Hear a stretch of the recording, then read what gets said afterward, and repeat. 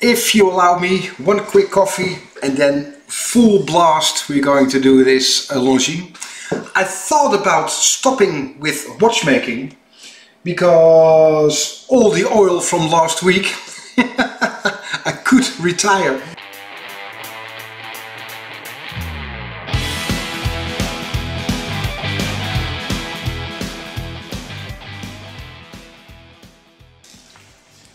See if I can find the nice slot to open the case back, because it is Longines and I find it really hard from the outside to date the watch from what era it is. Starts running. It has got an original Longines crown. With this case back, it looks to me maybe 40s. 40s usually got a flat crown and with a bigger diameter. The lugs are quite simple with holes in them, so that is, and quite tender, so that might be 40s, 50s. It doesn't look like a 1960s design, so I really don't know what to expect until we reach the inside. First things, there's a dull. It doesn't look shiny. No problem, but still might have a hint of moisture. There the gear train with the rubies, but the center wheel hasn't got a ruby. There's something going on with the balance spring, don't you think? If you look there, you can see the balance spring isn't functioning correctly. So there is probably isn't running on time anyway. I haven't checked the pedal fork yet. Random restore, Danny. It is a very nice. You see, even on the shiny bits there's a mist over it.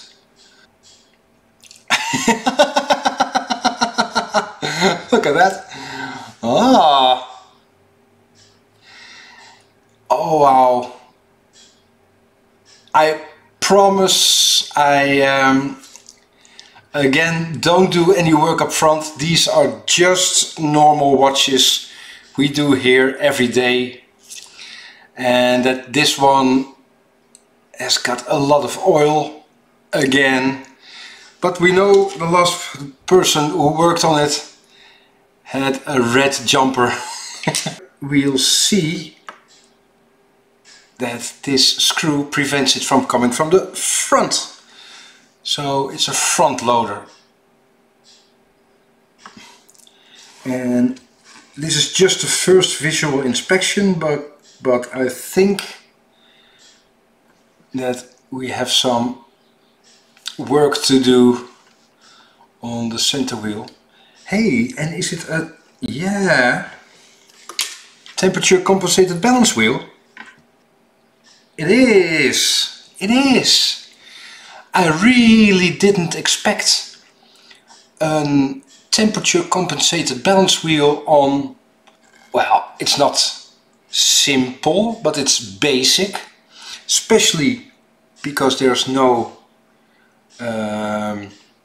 ruby in the center wheel. I didn't expect a temperature compensated balance wheel on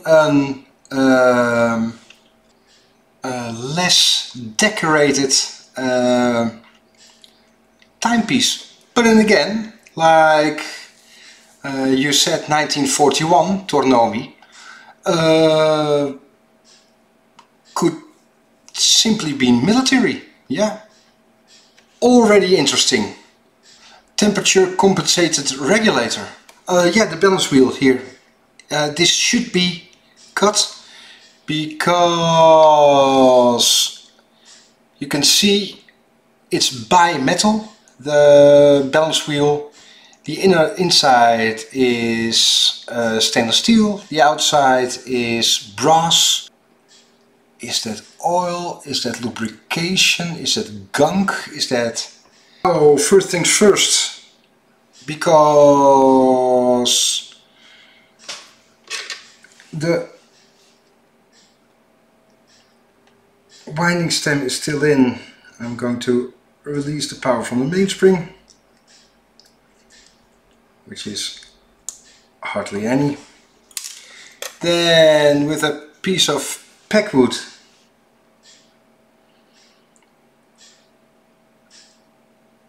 just the first. Some people say a broken regulator. Hey David Langbroek, leuk om van je te horen. This should be there because it is a tight fit. So I don't think the regulator is broken with the timing pins. Powers from the mainspring. Now I can remove the winding stem safely. There we are. Quick check.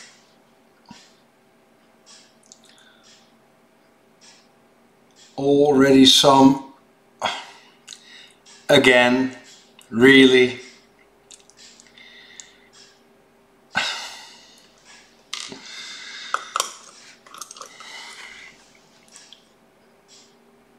Well, it does happen a lot that we get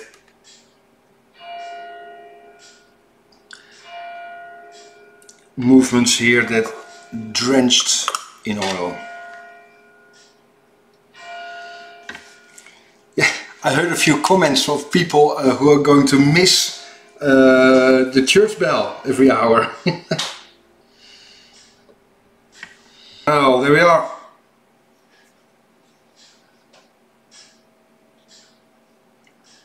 Nothing really to see on the back of the dial. The tiny dial feed screws are safe now.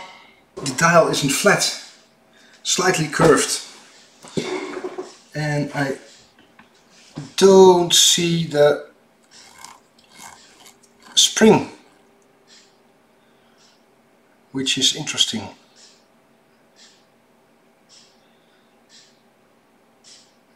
And this looks a bit strange. The hour wheel. Strange construction. Oh, and we have a broken screw for the yoke. But an elegant, beautiful yoke spring. Look at that. Very nice. Well, we'll cross that bridge when we get there. Well, first things first. Let's get rid of the cannon pinion. Easy enough, no stress. Then, yeah, what shall we do? Just wondering about the broken screw. If I do it like this, the least chance of making some scratches.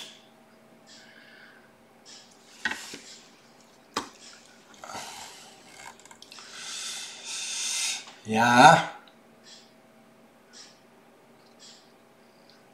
If I remove the setting lever spring first, this, then I get a nice flat area on the yoke, and maybe with this tiny clipper on the same plane, so I don't make any scratches, I try to remove this broken screw.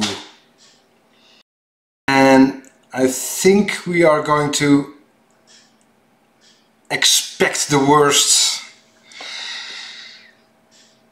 Oh, I thought it was a force of habit. I removed the setting lever spring.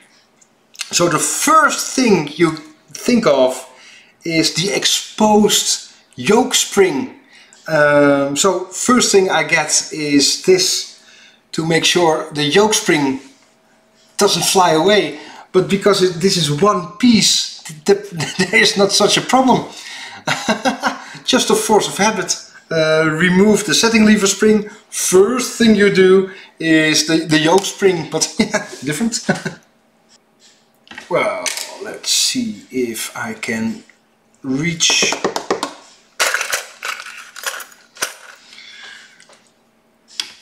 What I'm going to do is, here is the broken screw. And I really would like to remove that before I continue, but just now I removed the setting lever spring, and now I'm going to try to grip it like this and then trying to unscrew it. But the thing is, with the tweezer it's a bit bendy, so I'm going to try to use them pliers, because maybe not. Change of plan. I may going to use these.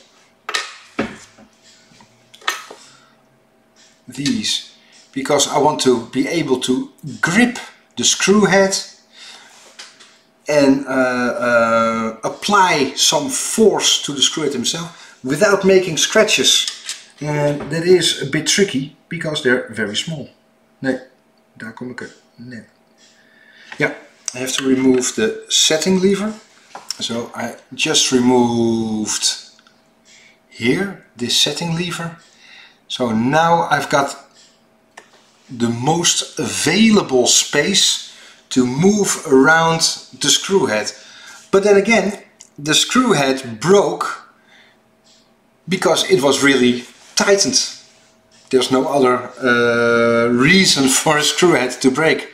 So maybe there's just some oxidation, rust, whatever, even dried up oil.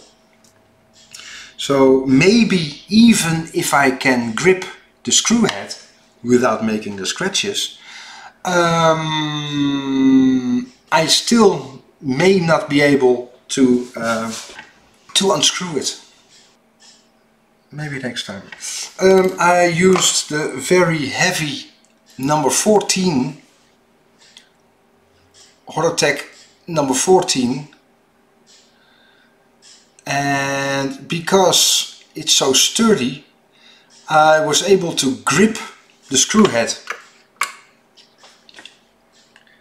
And there we are. And so now, without scratching, I'm very happy that it is removed.